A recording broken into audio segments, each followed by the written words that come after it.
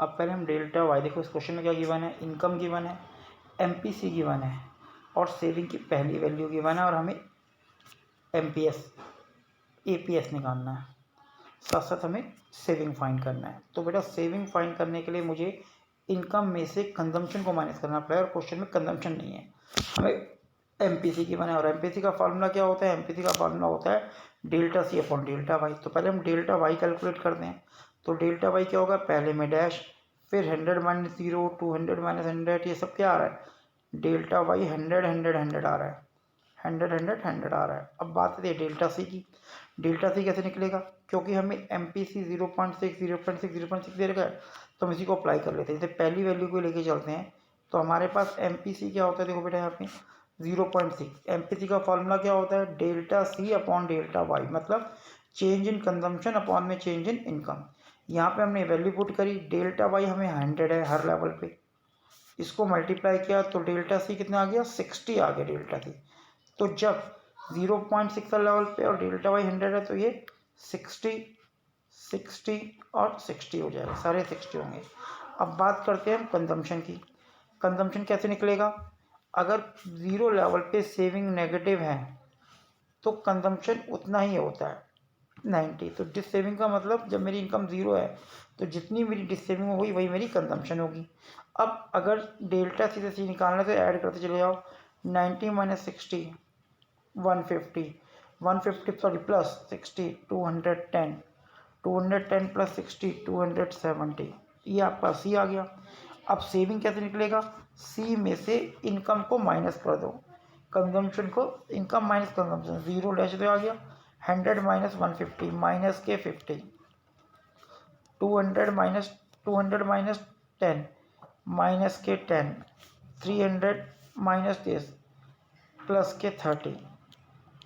ठीक है, अब इसके बाद क्या करेंगे, एपीएस क्या होता है, एस अपॉन वाई। तो 100 अपॉन में 0 तो ये तो इन्फिनिटी आ गया पहला, फिर 50 अपॉन 100 माइनस के 0.5, फिर 10 अपॉन 200 माइनस के 0. इसे कैलकुलेट करोगे तो 0.05, फिर 30 अपॉन 300 माइनस पॉजिटिव 0.10। तो इस तरह से इस क्वेश्चन को सॉल्व किया जाएगा। तो ध्यान से देखना कि हमें क्या रिक्वायरमेंट है, हम उसे कैसे कैलकुलेट करेंगे थ्रू यूजिंग फॉर्मूलाज। देखो यहाँ पे क्या बोला हुआ है, कह रहा given national income 80 crore and consumption expenditure is 64, find out the APS. APS मतलब एवरेज प्रोपेंसिटी टू कंज्यूम। तो पहले हमें सेविंग निकालना, तो पहले हमें सेविंग निकालना पड़ेगा। तो एस कैसे निकला इस क्वेश्चन में, एस इज इक्वल टू हो जाएगा वाई इनकम माइनस कंजम्पशन। तो इनकम में कितनी गिवन है 80 करोड़, कंजम्पशन कितनी है 64 करोड़, तो सेविंग हमारे पास आ गई 16 करोड़। तो सेविंग 16 करोड़ हो गई। तो एपीएस अगर आपको निकालना है तो एपीएस इज इक्वल टू होता है एस अपॉन वाई, मतलब सेविंग 16 और इनकम 80। तो इसको अगर हम कैलकुलेट कर लें तो हमारी वैल्यू कितनी आएगी, वैल्यू आ जाएगी 0.2।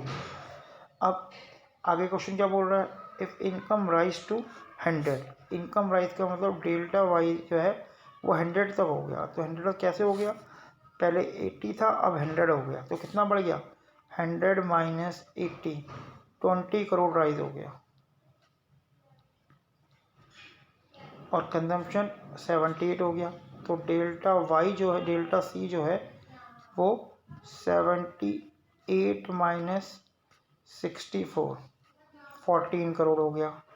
अब इसके बेस पर आपको एवरेज प्रेफरेंस टू कंज्यूम भी निकालना है, मार्जिनल भी निकालना है। तो अगर हम नहीं उस पर एपीसी की बात करें, यहाँ पे पहले एमपीसी निकाल लेते हैं।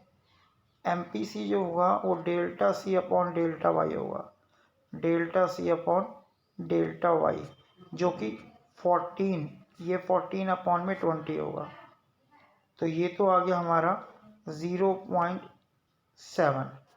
और अगर हम नई उसकी बात करें एपीएस की, नई इनकम और नई कंजम्पशन की, तो इस केस में क्या होगा, 78 नई कंजम्पशन है और 100 नई इनकम है। नई कंजम्पशन और नई इनकम, इसको डिवाइड कर देंगे तो 0.7 7 8 हमारा APC आ गया।